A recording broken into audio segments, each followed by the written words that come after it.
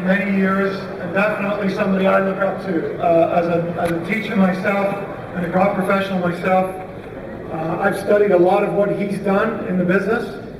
I think with the teaching aids and some of the things he's developed and how he gets his message across, he truly is a very unique and creative communicator, which, as we all know, communication is a big part of how you get your message across to your students. He also has a tremendous knowledge of the golf swing and has studied many different coaches as well as we all have. But Mike won the 2009 Pga Teacher of the Year, which is no small task. It's voted by 26,000 of us PGA professionals. So that's a tremendous honor to be nominated as Teacher of the Year for the PGA of America. He also coaches Zach Johnson and Jonathan Bird, who made that great hole-in-one for his win this year. And he has his academy right here in Orlando, Florida, the Mike Bender Golf Academy. With Mike, we got Scott Shepard. Scott is a TPI certified fitness professional as well as a physical therapist. And Scott has his home practice, who works exclusively with Mike at his academy, working with players. So please give a warm round of applause for Mike Bender and Scott Shepard.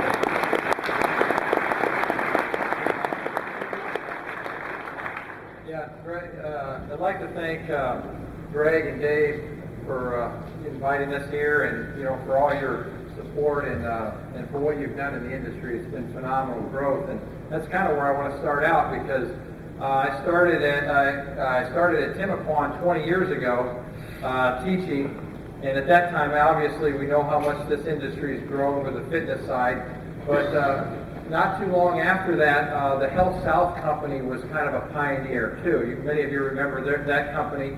I know we mentioned DP initially with the tour and the trailers, and I know Health South had the trailers out there as well. And there was a guy by the name of Paul Geisler who was here in Orlando, and Health South at that time had kind of chosen him to head up the programs, the golf side of the programs for Health South.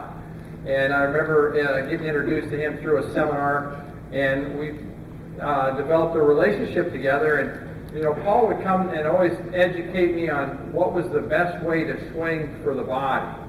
And he would talk to me that was easiest on the body, in other words, because there were so many different methodologies and things like this. And after a while, though, we kind of started butting heads a little bit, because I said, well, if you swing that way, that's not necessarily going to create the best results as far as efficiency of the swing and getting good results. So I started talking about what would happen if you did it, and I started talking about some of the methods that I thought would be good as a preference, as what I'd like to see the golf swing. He said, well, that's going to start putting stress here and here, and I said, well, maybe that's what I'd like to have you. Is it possible that you could develop programs and exercise and things like that would allow a player to swing this way, that would keep them from getting hurt? And so he started to think in reverse. He started to come around and say, well, maybe that's what we need to do, and look into that. So that was kind of interesting, and how I got started in talking about fitness. And it was really interesting because, and it's still, I do a lot of what he taught me years ago as far as just some simple tests and things like that to do to check on a person's range of motion. And I know a lot of what we focus on now is people swing the way they do because of their bodies. But I think it's what they, and we focus a lot on what they can't do. Okay, people can't do this because they're not flexible, they're not strong. But I think if we start out as instructors from my side, is we got to find out what they can do. And there's some simple tests that I'll kind of go over real quick in a little bit to show you what that's helped me with my teaching there. But one of the things I want to say too is, like Peter was talking about how there's not one swing for everybody, but everybody has one swing. But I think from the teaching side is that we all have preferences. If the body was not an issue, and we wanted there is a swing or a certain way to swing that we would think would be most advantageous to getting good results. And so I think if we think in that kind of framework, if we had a so-called model, and I'm saying we teach everybody the same way, but if you're going to have a student for a long time and you're going to be able to work them in a direction towards improving, then there is a certain direction we'd like them to go, and their fitness is going to either limit that or it's going to be able to make them be able to accomplish it. So if we have a program, and that's what it's all about, working with Scott, we've had some great results. If the program exists for the long term and people understand the final picture of where they're trying to get to and what they're trying to do in their swings and how the fitness side is going to help that, then we have a good program going. And I think some of the things that we're going to show you, we've had great success because what we're trying to get people to do on the fitness side resembles what they're trying to do in the golf swing. So sometimes you can do an exercise, you can lay on the floor, you can do certain things, but it doesn't necessarily, the student's wondering, how does that really apply to my golf swing? Even though it does, but not directly. And so there's some things that we do, and we'll show you up on the video here, that incorporate the two sides together. So I think the other thing I wanted to say before I let Scott talk a little bit here is that one thing that's really important, and we have a lot of different people out in the audience, but from the golf side of teaching the game, I think it's imperative, if you're going to hook up with a fitness instructor, the fitness instructor has to know what your philosophy is. And I think that's really important. And one of the things that I've really liked about Scott is that he comes out to the golf course and he watches me give lessons. We go through video, and I talk to him about what I'm looking for here and there, and he's able to kind of over the course of time, he understands the philosophy of what I'm trying to get people to do. And that really, in turn, has helped him kind of specialize your direction that you take people in, wouldn't you say? Yeah. My name is Scott Shepard. I've been working with Mike for about 5 years now. And I think that's a really big point to make for everyone, is that we all have basic things that we need to see. But when you get with an instructor, they're all looking for little things there's a little bit of difference here and there, okay? So it's really important for me. I mean, I got a lot of my base knowledge from these guys over here from TPI. And they taught us, they teach us all of those basic fundamental movements that we need to have. But kind of the next step beyond that, you get into specifics because different teachers have different philosophies, okay? So something that Mike wants, somebody else might not want. I have the good fortune of working here in Orlando, so I get lots of different instructors around here that I get students from. If I do something with that instructor that looks like kind of what Mike does, it might actually be creating a bad pattern in what they're trying to do. So I need to be aware of that. The only way for me to be aware of that is by observation. So I got base knowledge from Dave and Greg. I took that base knowledge and I went and spent time with Mike Bender. So I spent, I don't even know how many hours watching his lessons, and I worked with some of his professionals on the LPGA and a lot of the top juniors.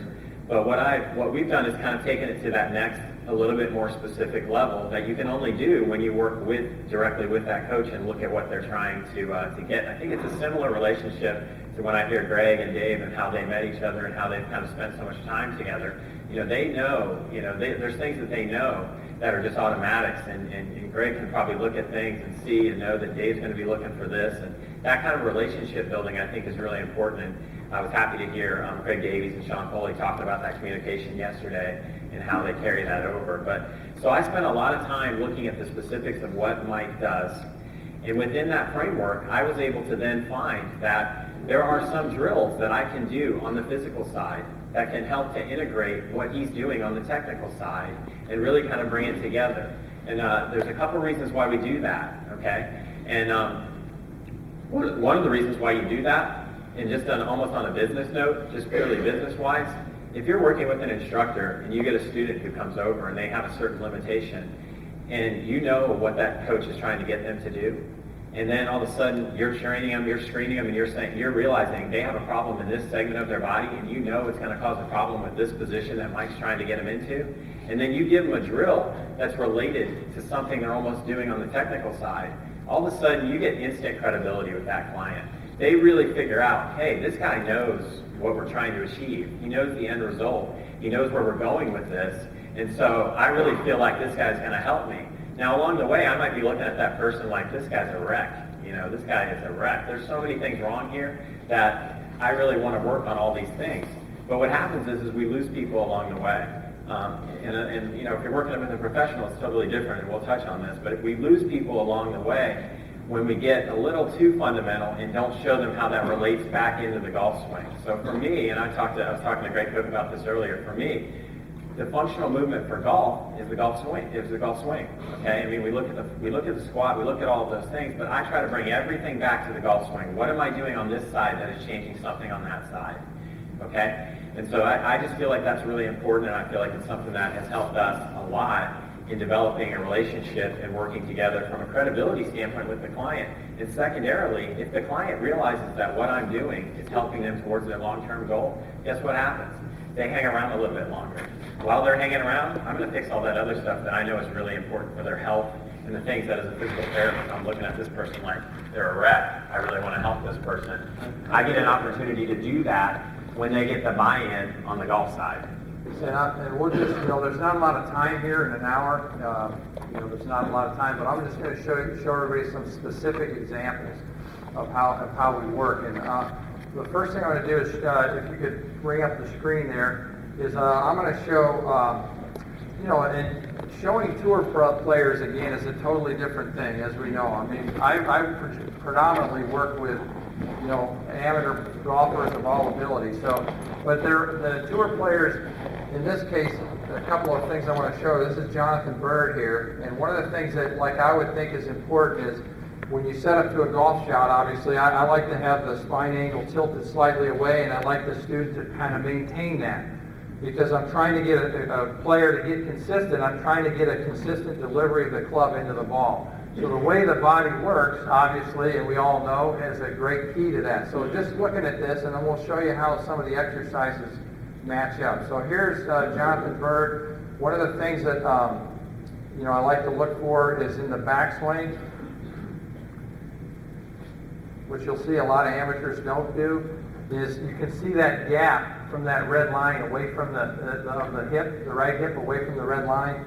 And a lot of our amateurs, or most of our amateurs, have been taught to keep your head over the ball, and they have a lot of lower body, movement of sliding, or they're coming out of their postures or whatever. So from the front view, being able to do that move right there and maintaining your spine angle is something that I, teach with a lot of players. And most amateur golfers, because if I get the body in the right position, it's going to be easy to bring the club down. If they're in a reverse pivot, obviously now they've got to make tons of compensating moves to be able to get back into a good impact position. So in this case, you can see Jonathan's head really hasn't moved. His hips, what I call gapped away, and he moves in to his left side. He's got a great golf swing, technically. Okay, and then looking at one thing from the back view here.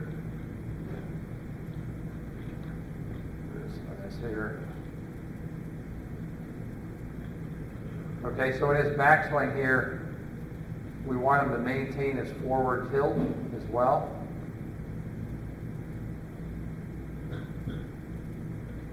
Okay, and his left arm a little bit more over on his shoulder line. So those are some alignments in the body that we think, anybody that did that would have a better chance of making a good downswing.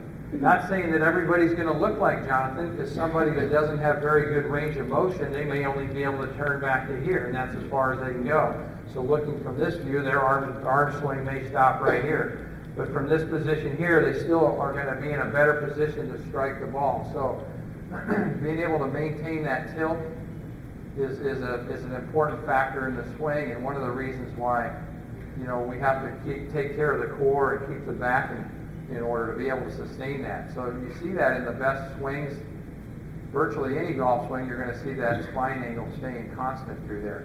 But unfortunately, most amateur golfers don't do that. Okay, so those are just, like I said, very briefly, a couple of things that we look for. And if I switch over now to some of the stretches that we would do. Okay, for instance, here's a piece of equipment that I use that is, and it's a little difficult to see, but up on the right side of my head is a bar there, and then by my left hip is a pad. And most people that would have a reverse pivot, the hip would shift to the right or the head would move to the other direction. So if I can put a person in there keep their head against there and then keep their hip against that pad, that's going to make them turn in their posture. Okay, now let's say you have somebody that's never done that before. So they turn over there like that and they're starting to create a lot more torque and coil in their torso that they've never felt before, and they may only be able to go to here. They may have some restriction, which is fine, but it's kind of like any stretch that I do. If I can only go to that point, I don't want to push them past that, tell them they have to get to some spot, but I want them to get to a point where they're tight and then go from there. So they begin to start, every golf swing then becomes a miniature stretch. Okay, so I'm just keeping my left hip against the pad, my head against there, and then I'm making swings. And I invented this equipment years ago to help people with feedback. Because what they would do is we'd give them a good lesson, they go out and hit golf balls, and then they come back 2 weeks later and their swing wouldn't look any different. And so I started saying, well, we got to get them to practice with feedback, so every swing they make, they're getting a constant repetition, they're building the proper feel of making that swing change. Because any golf lesson you give somebody, you're trying to change their motion in some way. Trying to change their release, I mean, the list is endless, right? So we're trying to make a change. So practicing with feedback is the best way, in my opinion. It gets great results quick. But what I found through doing this is that people had a hard time doing that. Maybe, let's say, someone did at first, but I kept them doing it. And it was amazing to see how much that affected their range of motion. And so as a byproduct of being able to do this, I started seeing great results in not only their ability to do it from a habit standpoint, but also for their body to start to adjust. You know, I kind of look at it, if I swing left-handed, you know, I don't hit a lot of balls left-handed, but if I swing left-handed, I mean, that's probably about as far as I can go. But if I hit balls left-handed every day, that's going to start, you know, on its own, as just through the repetitions of it, it's going to start to loosen up. Okay, so that's kind of a drill we do, and then here's Scott, and he'll describe what he does in the gym. We just happen to do it on the range because we're doing it real quick. So what we're looking at with this is, I think something that I know Greg Rose has talked about a lot, and I've learned a lot of this from him. We talk about influencing faults to teach people how to move correctly. Okay, if you can't see this very well, there's a yellow band around my hip. It's a resistance tubing that's pulling me, kind of trying to pull me into that position that Mike doesn't want. Okay, so here was what we've done. Mike has got in his equipment a bar that gives you feedback to say, keep yourself on that.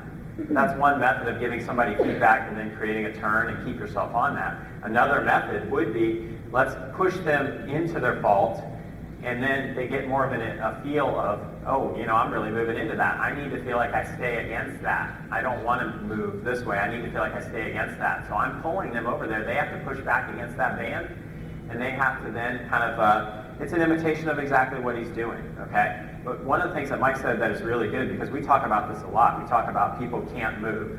And so if you make them do something and they can't move the right way, well, that's going to be ineffective, so we need to make them move better first. I totally agree with that across the board. But at the same time, what we have found, if you put them in these positions with feedback, they will learn to move better with feedback, okay? And they will actually improve their range of motion with feedback. I was really excited to watch Ben Shear and Jeff Banaszak in the back yesterday, which is kind of giving me another new tool of using an isometric to give feedback. These are all tools that we can do on the physical side that can help on the technical side. The thing I like about this is you got a student who's obviously he's in the gym doing this, and he feels like he's working on his golf swing. But we're incorporating an exercise there, a range of motion thing that's going to help him fitness-wise. And we're not trying to say also, I think that it's important for everybody to understand that we're not saying this is the only way to train, but this is just one part of our training, or your training, right. Your it's program. Just like with the screens, there's levels. I mean, you get the golfer who just literally cannot move at all, and you know if they even try to imitate this movement, they don't have a chance. So that's what our job has come to be, is to get them to that base level. But beyond that base level, once they can do it, we're always trying to go back to the movement, go back to the movement, go back to the movement, train those patterns. So here's the next one. Let's say, for most amateur golfers, have a hard time staying behind the ball. Those are even in the reverse pivot players or what have you, you know, they tend to move, the whole torso tends to move because they don't have a good separation. So one of the things that I think is important, one of the things that you see in good swings and repeating swings that produce good results is you see the head staying behind and the hips moving, and there's almost the hips are more moving laterally and that while the head's staying behind, which definitely takes some range of motion to be able to do this. So here I've got a bar in front of my head, and then I've got that other hip thing that I had earlier. I have that a little gap now in there, and what I'm doing here is I would have players hit balls and swing through to right there and try to get their hips up to the plate. Okay, now let's say, you know, that again, somebody who's never done that, somebody who's always moved their chest forward and done this, you know, that's going to be a tough move at first, but it's amazing how fast they may only be able to go through to right here, but if you keep having them hit shots like that, you keep working on it, it's amazing how quickly they adapt to it. So that's just a little drill I'm doing there, just demonstrating. And we do a practical thing, I'll have them do it that they can do at home, just standing next to a wall, rotating, trying to get their hip to the wall with their chest back. And somebody that might do that may only be able to get to here when they do that. And I don't try to make them go all the way. I just try to go as far as you can and just do that even as a warm-up. So at home, you can do some things at home to work on your technique. And it's progressive. That's the key in training. I think in any skill, you have to be progressive. I mean, obviously, if we expect somebody to do something they can't do, we're going to injure them or create a compensation. But you just have to coach it. You have to coach it to people. You have to tell people when you get to that point, we see that your movement's changing, that's bad, you're creating a compensation, or you're having pain, we got to stop there. You need to go to the gym. We need to work on your hip rotation, your internal rotation of your hip. We need to do these things. But it's always a little give and take. It's always progressive back and forth. And the funny thing about this drill is, just to tell you on a side note, is I made Mike do this one on video because I tried to do this, and I show people this drill all the time, but I can't do it anywhere near as well as Mike. But that being said, I'm way more flexible than Mike, generally speaking. It just brings to light the point that you have general flexibility, you have specific movement and flexibility. Mike Bender can move very well in the golf swing, but some of the things when you look at his screen, when I screen him, he has some real problem areas. And we know that, these are things we have to address. And I'm going to bring that screen up later. No, I'm just kidding. Yeah. Anybody want to know what his handicap was? But, that's again, I'm giving a lesson to a pro or a player, and they swing through and their legs can't get together. Their knees are apart like this, and their follow through ends up right here. I mean, obviously anybody can see they don't have that range of motion. They don't have the ability to get to here. Well, if they did, would they have a better swing? Could they rotate better? Yes. Okay, well, how are we going to get them to do that? Okay, so there's some simple drills like that they can do. And I use these drills in the gym as a follow-up. A lot of my drills I've basically just stolen right from Mike. I don't even try to claim them at all. They're just really good stretches that you can use, and you just have to learn that you have to steal sometimes. It's important for professional development. Now here's just I think in the golf swing, to hit the ball as far as you can, you need to accelerate the club. And I think I do a thing where I'll go and I'll take an amateur and I'll have them swing to the top like this and without a club, and I'll hold their shoulders. And I'll say, okay, now if I hold your shoulders like this, go ahead and swing down. And they're frozen. They're stuck. 98% of the people, if you do this, they won't have any idea because they say, well, I can't swing down, you're holding. And then I have them do it to me and I do this. And they hold my shoulder and I go like that, and they go, you mean I'm supposed to do that? I said, well, you got to have some freedom in those arms if you want to create speed. So what happens if a golfer has been using his shoulders all of his life, and he's in a reverse pivot, he's using his shoulders, and now you get him to turn better, he doesn't all of a sudden not use his shoulders. His pattern is he wants to use his shoulders still. So there's some speed drills that we do to get people to start getting looser and being able to accelerate the club. So this is just something that I do as I have them swinging a shaft. I have them go as fast as they can to impact and stop. So it's like cracking a whip or something when you do that. So I have them doing that. So that's what I do. And then here's what Scott does. So this is a little 2-pound or like a 1 kilogram sand-filled ball. I really like using those sometimes because sometimes it's not the most effective to have a ball that really bounces really far away from you, or safe for that matter. So we're using the sandfield ball. Basically, it's going to stop, okay? Now, technically speaking, I'm not going to be as good as Mike on these, but the point is that these are very similar to what he's trying to achieve with that drill, and I'm using a ball. And there's some other factors that are good about this we can do in the gym with our clients, and one of the things with getting in the gym that I always talk about too is that you take away that end result of the shot. You take that shot out of their mind. Don't let them concern themselves with what's going to happen, the resultant ball flight or whatever, and you just get them working on actually literally creating speed in different segments and training that feel. Because most people are just really not comfortable with the feel of speed, and they really need to train the feel of speed. As well as getting stronger, more powerful, things like that. So here's one we do with a ball. Many of you have seen this drill with instructors, for the sequence of the downswing, getting the left hip and knee to move. The right knee kind of stays braced as opposed to chasing, which can lead to all kinds of problems with the spine angle and so forth. So we're trying to get some leg separation here. It'd be a drill for the golf swing, and trying to get somebody to do that better. Okay, and then here's Scott doing something in the gym that would represent that would help him hold that right hip in there. And yeah, I don't know if this is maybe came from Mark Verstegen or somebody, but I really love putting this band up around the hips and teaching people how to transition movement this way. It just really gives you that actual feel of pushing into the ground and really transitioning the way that, all these things that we see, that we talk about with the transition. It gives people that feel. I can throw the ball with it, I can make it more dynamic, or I can just make them move slowly and work on trying to get that feel of everything coming down that way. But when you use that band, it provides them with some resistance so they can feel their glutes and the muscles around their hip that are actually working to do that movement. It creates the feel for that movement. So I think there's as much creativity, it seems to me, and I'm no expert in the fitness realm at all, but there's a multitude of ways to get more fit. Bands, there's all kinds of stuff out there I was looking at. Everybody's got maybe, angle's not the right word, but they have some contribution that would help somebody to get more fit, right? So, taking an instructor's philosophy and some of the things that they try to do and incorporating the fitness side into doing like what we're doing here, maybe you do it a different way. There's probably 10 different ways to do that. But if you do that, the people that are working out enjoy it more. They see that correlation between their golf swing getting better and their fitness.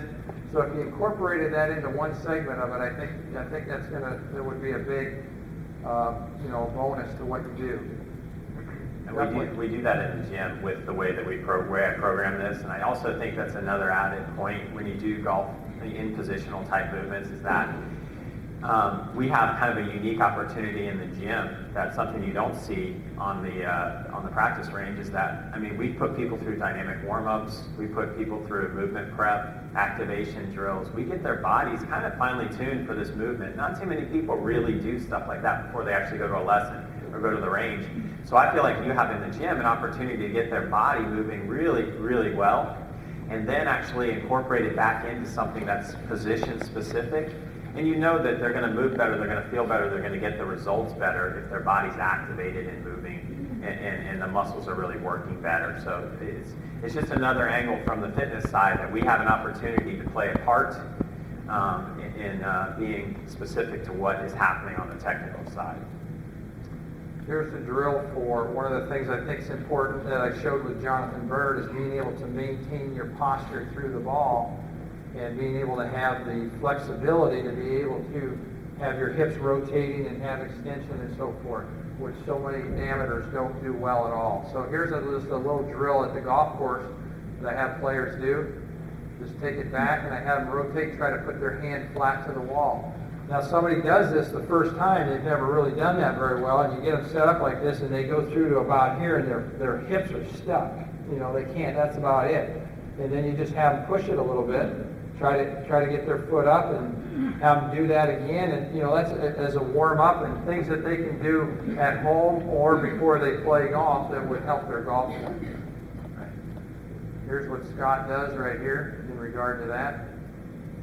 So what I've done here is I've just created a little counter force, basically created some stabilization for somebody.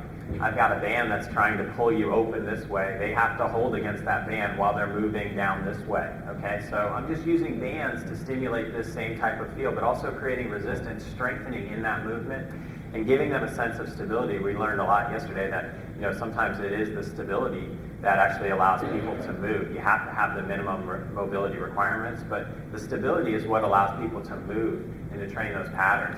And so I'm trying to do a good job here with my golf position. Okay. And I see. But it doesn't matter. One thing, Mike, about that too is that we always talk, there's a lot of technique. There's a lot of different technique. And again, I think a key point is that it doesn't necessarily matter what the teaching philosophy is. What matters is that I know what the teaching philosophy is, and that I don't put somebody in a position that is going to be opposite of what he's trying to teach. Like Mike, like your impact position with your shoulders, you know how we're talking about drills when we're doing band drills, and if I had somebody taking something and actually like pulling through this way, that doesn't really match up to what he's trying to do with his impact position, where he's trying to have the shoulders and the arms come down, like looking a little bit more like this. I got to pay attention to that with my drills.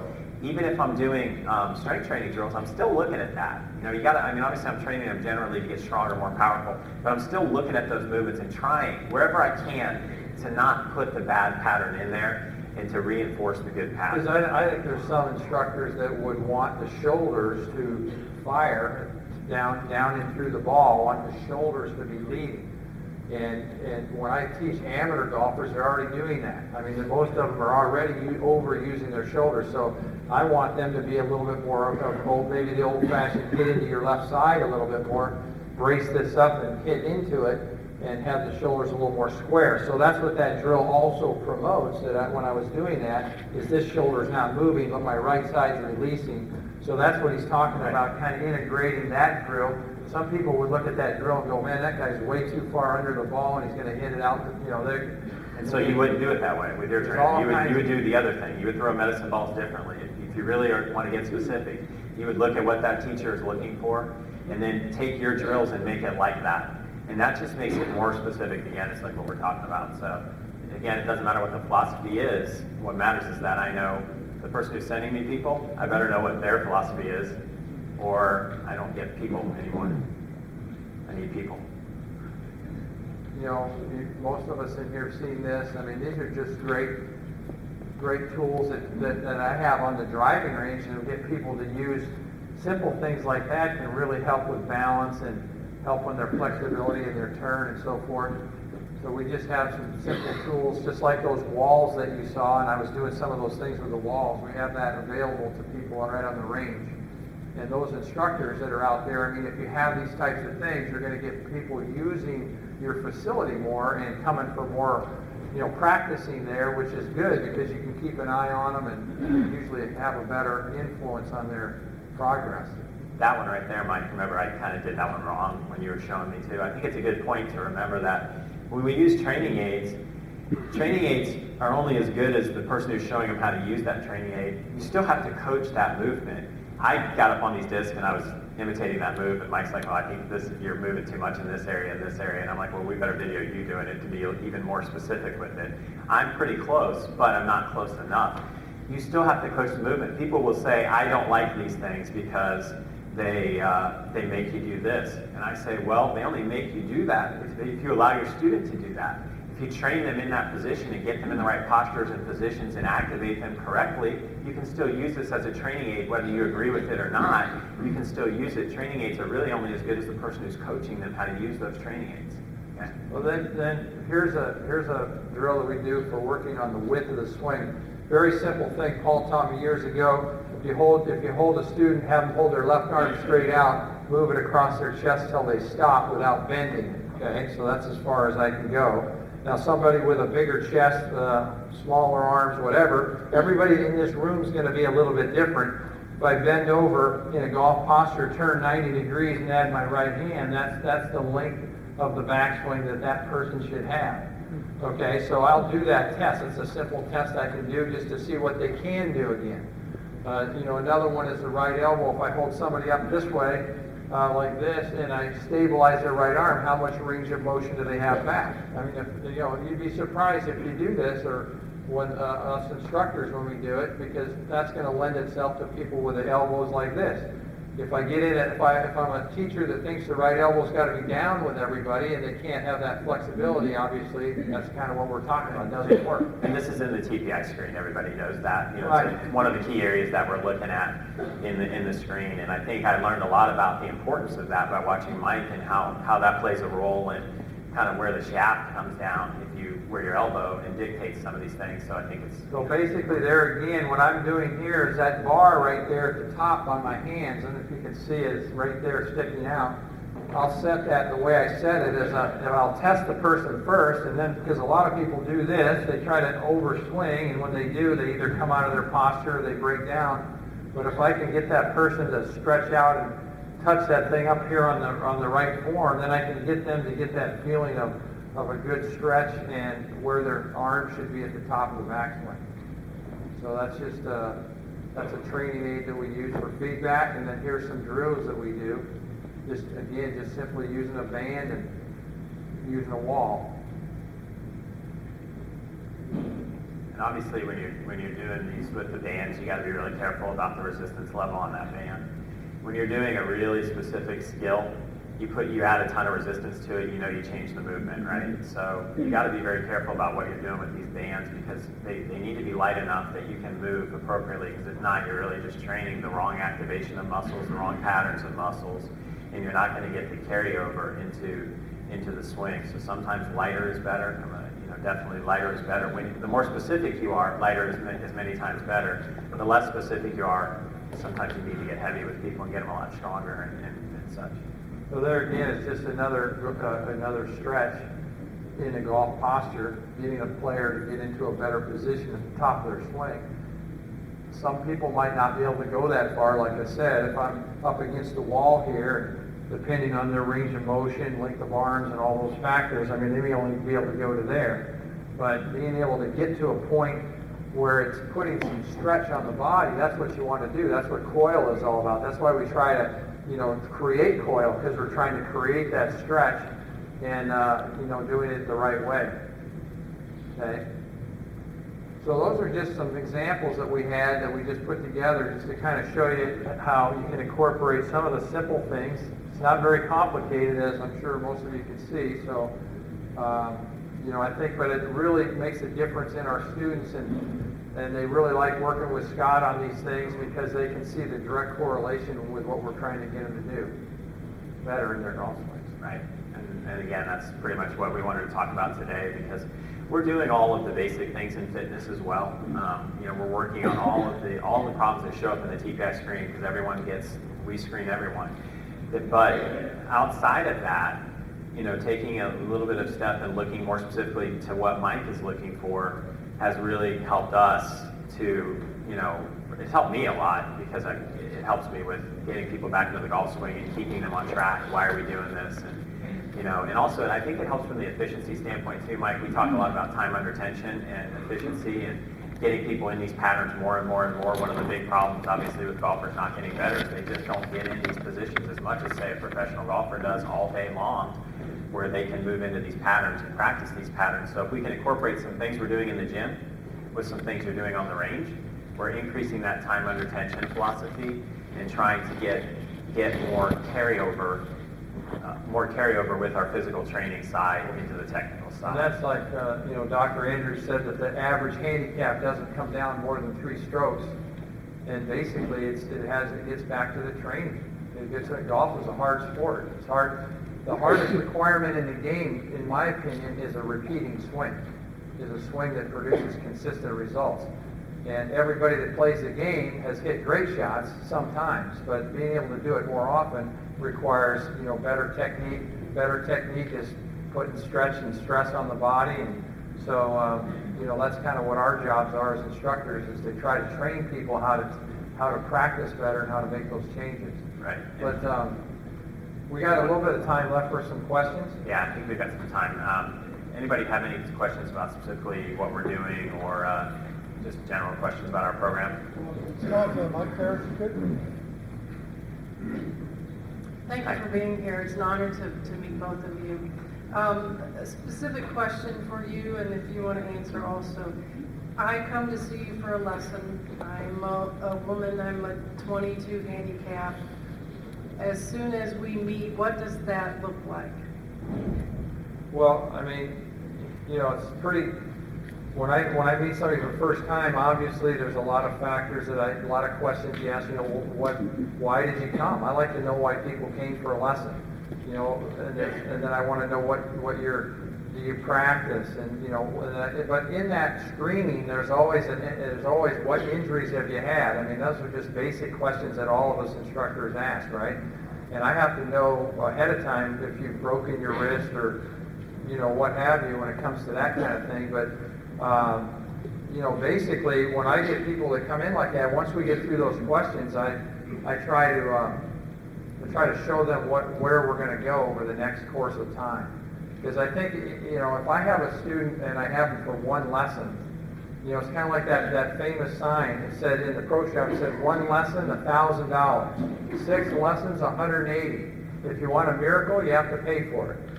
You know, so the deal is I think players is this.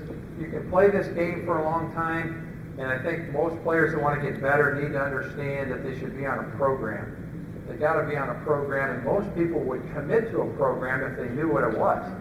But most instructors, I think, unfortunately, don't do a very good job of laying out and educating the student as to what it's going to take and what the program would look like. And I think that's what you're talking about. And if I had another 20 minutes, I would go through the specifics of it. And on the physical side, if Mike saw something that he felt needed to be addressed, I mean, really big problem areas, things like that, and refer it over to me, obviously I would start with the screen. But I also question people a lot as well, too, because I need to know their motivation. One of my biggest goals as a trainer is to be realistic with people.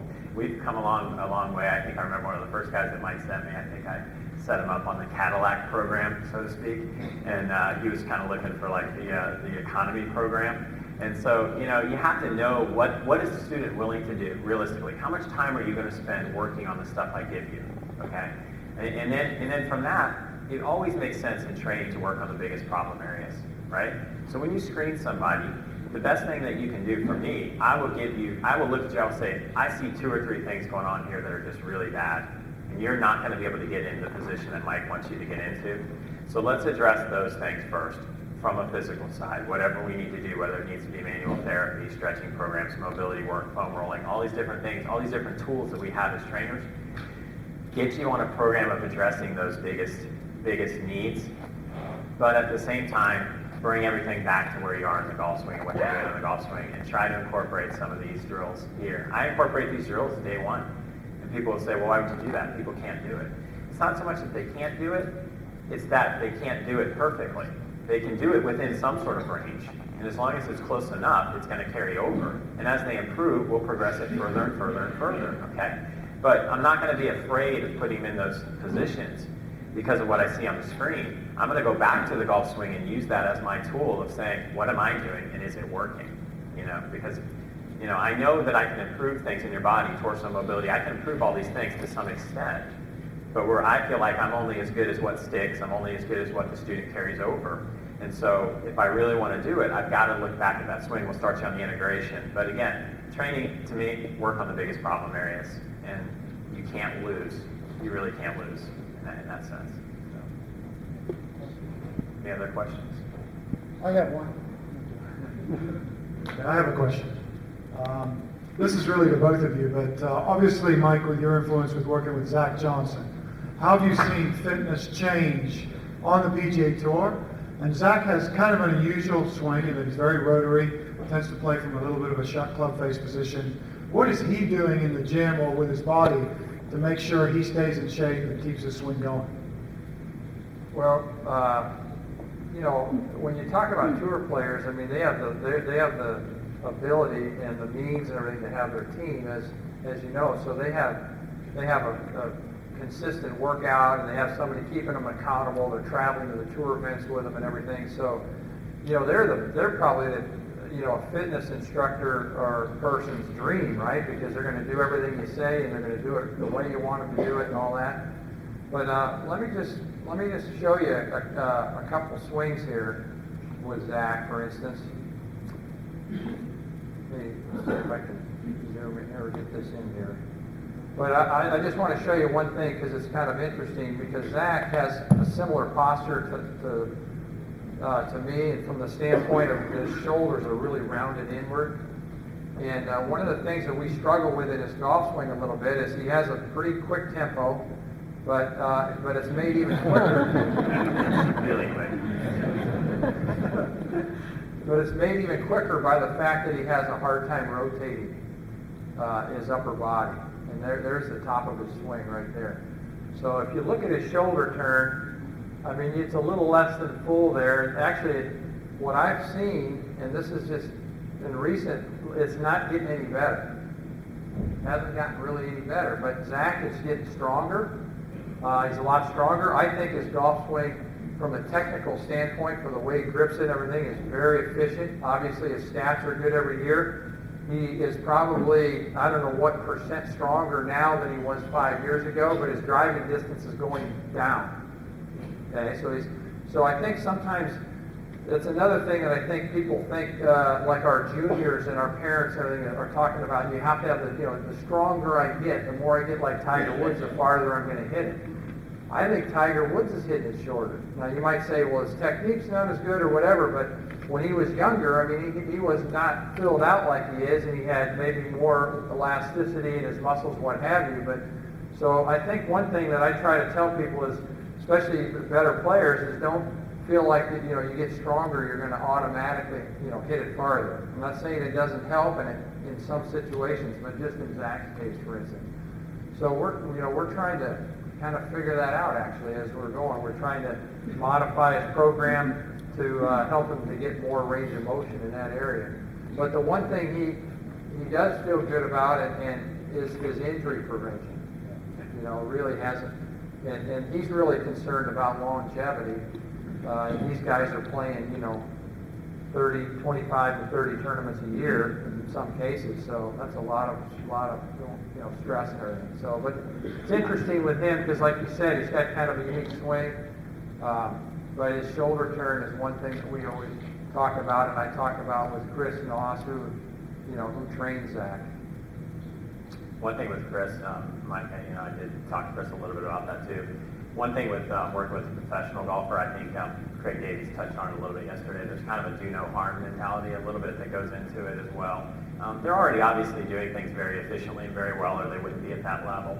A lot of what, like Coach Noss, who's Zach's trainer, will tell me, because I mentor a little bit with him on even our programs, is a lot of times on the pro side, some of this golf-specific stuff that we're doing with these drills, they're not really necessarily doing that. Chris is actually many times trying to break Zach's body down in the gym because these patterns are so ingrained and built in, and you can see it in a professional golfer. All you got to do is take their shirt off, and you can see what patterns they've developed in their body and their back and how the muscles have developed.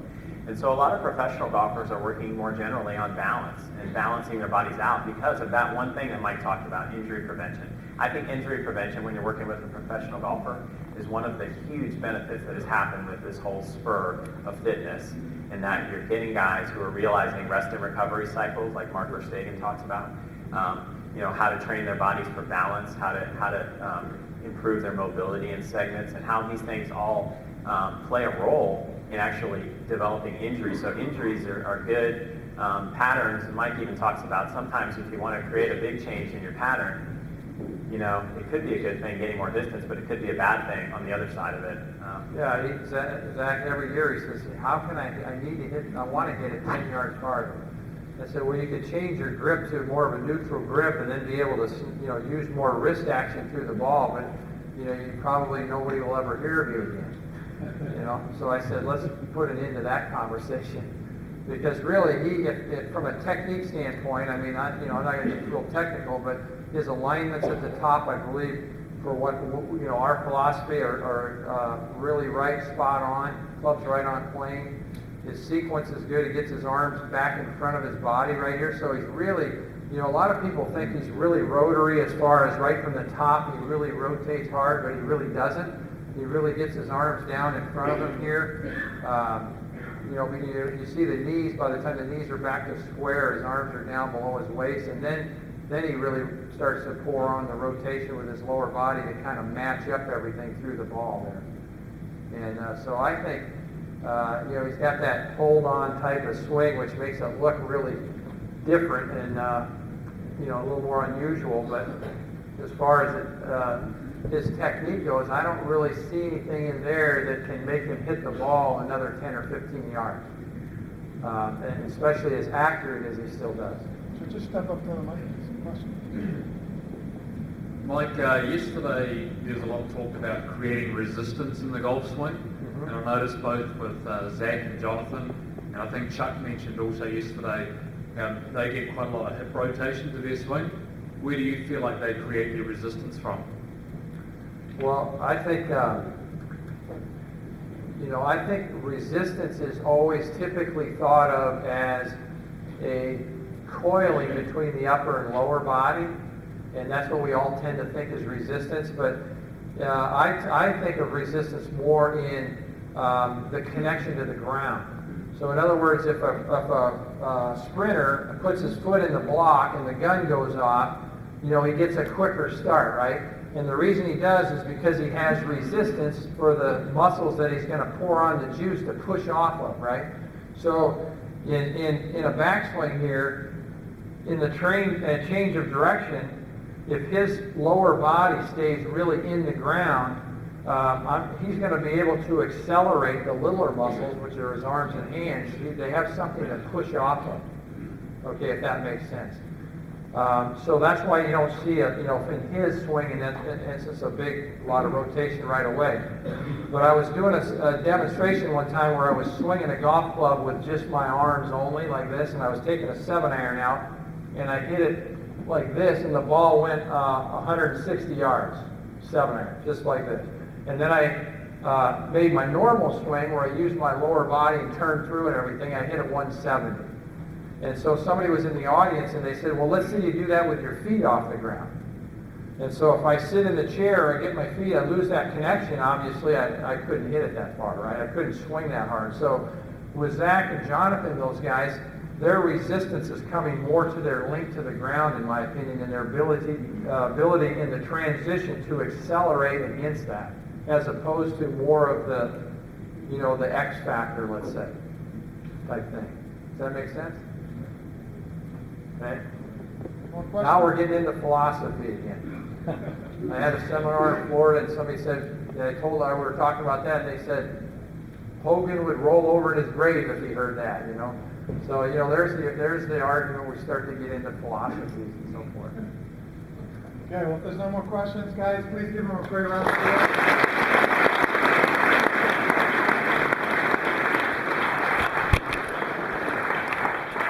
Stay right where you are because we're going to do our medical